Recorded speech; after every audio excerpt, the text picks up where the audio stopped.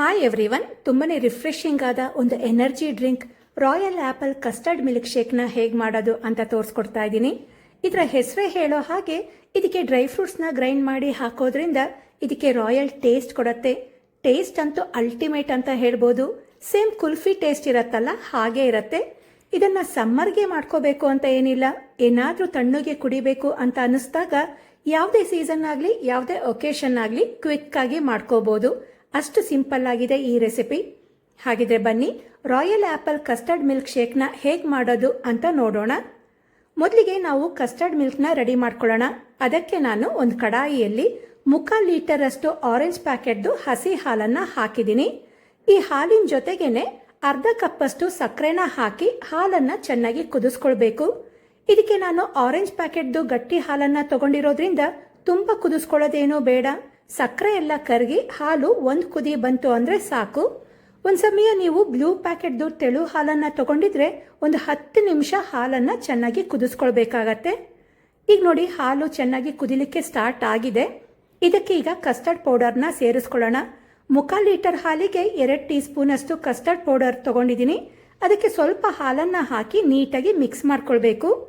ನಂತರ ಇದನ್ನು ಕುದೀತಾ ಇರೋ ಹಾಲಿಗೆ ಹಾಕಿ ಕಂಟಿನ್ಯೂಸ್ ಆಗಿ ತಿರುಗಿಸ್ಕೊಳ್ತಾ ಒಂದು 5 ನಿಮಿಷ ಚೆನ್ನಾಗಿ ಕುದಿಸ್ಕೊಳ್ಳಿ.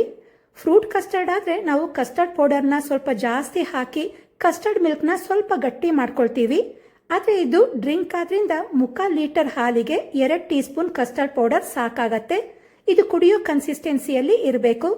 ನೋಡಿ, ಈ ಕಸ್ಟರ್ಡ್ ಮಿಲ್ಕ್ ಈಗ ಚೆನ್ನಾಗಿ ಕುದ್ದಿದೆ. ಇವಾಗ ಫ್ಲೇಮ್ ಆಫ್ ಮಾಡಿ ಇದನ್ನು ಒಂದು ಮಿಕ್ಸಿಂಗ್ ಬೌಲ್ಗೆ ಟ್ರಾನ್ಸ್ಫರ್ ಮಾಡ್ಕೊಳ್ಳೋಣ. ಈ ಕಸ್ಟರ್ಡ್ ಮಿಲ್ಕ್ ಕಂಪ್ಲೀಟ್ ಆಗಿ ತಣ್ಣಗಾಗಬೇಕು. ಇದು ತಣ್ಣಗಾಗೋ ಅಷ್ಟರಲ್ಲಿ ಬೇರೆ ಪ್ರಿಪ್ರೇಷನ್ ಮಾಡ್ಕೋಬಹುದು.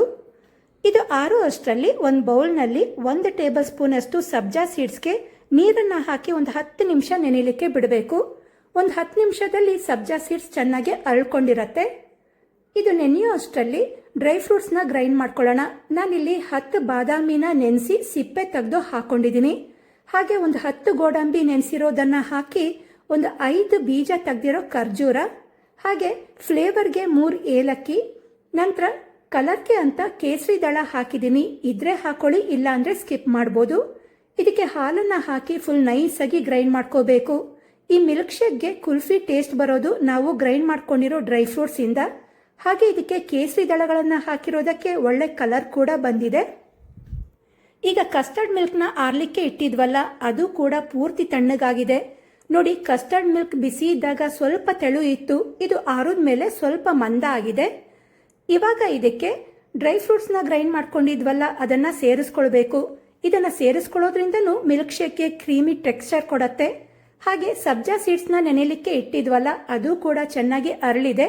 ಇದು ಈ ಮಿಲ್ಕ್ ಶೇಕ್ಗೆ ಒಳ್ಳೆ ಕೂಲಿಂಗ್ ಎಫೆಕ್ಟ್ ಕೊಡತ್ತೆ. ನಂತರ ಇದಕ್ಕೆ 2 ಸೇಬುನ ತುರಿದಿರೋದನ್ನ ಸೇರಿಸ್ಕೊಳ್ಬೇಕು. ಸೇಬುನ ನೀವು ಸೇರಿಸ್ಕೊಳ್ಳಬೇಕಾದ್ರೆ ತುರಿದು ಹಾಕೊಳ್ಳಿ. ಮುಂಚೆನೆ ತುರ್ಕೊಂಡ್ಬಿಟ್ರೆ ಕಪ್ಪಗಾಗ್ಬಿಡತ್ತೆ. ಹಾಗೆ ನಿಮಗೆ ಬೇಕಾದ ಡ್ರೈ ಫ್ರೂಟ್ಸ್ನ ಸೇರಿಸಿ ಮಿಕ್ಸ್ ಮಾಡ್ಕೊಳ್ಬೇಕು. ಇದನ್ನ ಮಿಕ್ಸ್ ಮಾಡ್ಕೊಂಡ ನಂತರ ಮಿನಿಮಮ್ 2 ಅವರ್ಸ್ ಫ್ರಿಜ್ನಲ್ಲಿ ಇಟ್ಟು ಚಿಲ್ಡ್ ಆಗಿ ಸರ್ವ್ ಮಾಡಿ. ಇಲ್ಲ ತಕ್ಷಣನೇ ಕುಡಿಬೇಕು ಅಂದ್ರೆ ಐಸ್ ಕ್ಯೂಬ್ಸ್ನ ಹಾಕಿ ಸರ್ವ್ ಮಾಡ್ಬೋದು. ತುಂಬಾನೇ ರಿಚ್ ಟೇಸ್ಟ್ ಕೊಡತ್ತೆ. ಗೆಸ್ಟ್ಗಳು ಮನೆಗೆ ಬಂದಾಗ, ಮನೆಯಲ್ಲಿ ಸಣ್ಣ ಪುಟ್ಟ ಫಂಕ್ಷನ್ಗಳಿದ್ದಾಗ, ಏನಾದರೂ ಡಿಫ್ರೆಂಟ್ ಆಗಿ ಮಾಡ್ಕೋಬೇಕು ಅಂದಾಗ ಈ ರೀತಿ ಮಿಲ್ಕ್ ಶೇಕ್ನ ಮಾಡ್ಕೋಬಹುದು. ಕುಡಿದವರು ಖುಷಿ ಆಗೋದಂತೂ ಗ್ಯಾರಂಟಿ.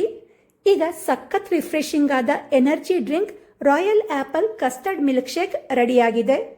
ಖಂಡಿತ ಟ್ರೈ ಮಾಡಿ. ಮನೆಯಲ್ಲಿ ಎಲ್ಲರೂ ಇಷ್ಟಪಟ್ಟು ಕುಡಿತಾರೆ. ಹಾಗೆ ಈ royal apple custard milkshake recipe ನಿಮಗೆ ಇಷ್ಟ ಆಗಿದ್ರೆ ಕಮೆಂಟ್ ಮಾಡಿ ತಿಳಿಸಿ. ಹಾಗೆ ವಿಡಿಯೋಗೆ ಲೈಕ್ ಕೊಡಿ, ಶೇರ್ ಮಾಡಿ, ನನ್ನ ಚಾನಲ್ನ ಸಬ್ಸ್ಕ್ರೈಬ್ ಮಾಡ್ಕೊಳ್ಳಿ.